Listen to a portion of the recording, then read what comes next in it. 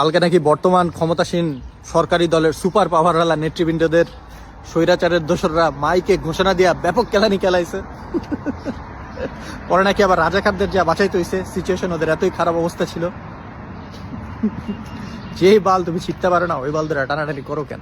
তোমাকে দৌড় কতটুক এটা লিগও খুব ভালো করে জানে, এটা জামাত শিবিরও খুব ভালো করে জানে। এই হামাখা আলগা ফাপড় দিয়া যে কেলানি ডাইকালো আইতাছো কেন?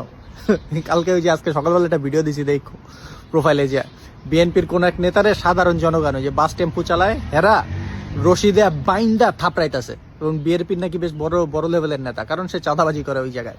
তো তোমাদের হাতে বিএনপি কইতেছি শিবির লীগ টিক তো আছে, জনগণই পিড়াইবো তোমার করে কয়দিন পরে। এমন কেলানি কেলাইবো না, কারণ তোমরা যা শুরু করছে না, মানুষজন অতিষ্ঠ হয়ে গেছে তোমাকে অত্যাচারে, ঠিক আছে? আর তোমাকে অকাত নাই বাল ছেড়ার, তোমরা সর্বোচ্চ লুপুটি মাস লেভেলের চাঁদাবাজ, এর বেশি তোমরা কিচ্ছু না।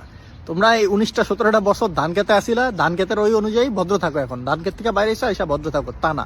তোমরা এখন একটা মনে হয় যে রুই কাতলা শাস্তাছো, তোমরা ওইলা না ফুডি মাছ, তোমরা ভাবলাও রুই কাতলা, তাহলে তো সমস্যা, বুঝো না ভাইয়া? দিন কিন্তু খারাপ আসতেছে তোমাদের, চিন্তা করে দেখো, সময় থাকতে ভালো হয়ে যাও।